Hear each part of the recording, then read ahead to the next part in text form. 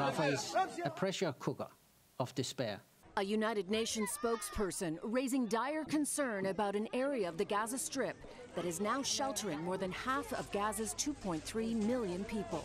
It's been shocking to hear about the heavy fighting in the vicinity of the hospitals, jeopardizing the safety of medical staff, the wounded and the sick, as well as thousands of internally displaced people. Also of growing concern, the physical and mental health of children seeking shelter in the region, many of whom have been separated from their families. They present symptoms like extremely high levels of persistent anxiety, loss of appetite, they can't sleep, they have emotional outbursts, or they panic every time they hear a bombing.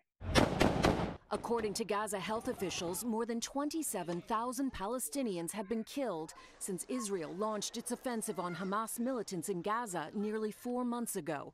A statement signed by 800 U.S. and European officials alleges other countries could be partially responsible for many of those deaths.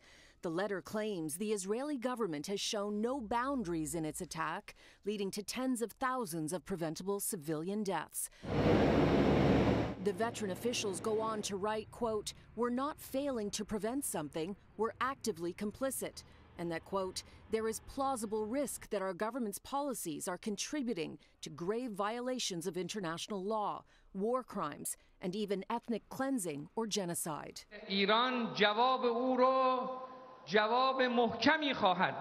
Meanwhile, fears of wider violence in the Middle East continue to grow. Iran's president claims his country won't start a war, but would respond strongly to anyone who tried to bully it. The warning comes days after 3 American soldiers were killed in Jordan, prompting the White House to begin planning attacks on Iranian sites in Iraq and Syria. We will take all necessary actions to defend the United States, our interests, and our people. And we will respond when we choose, where we choose, and how we choose.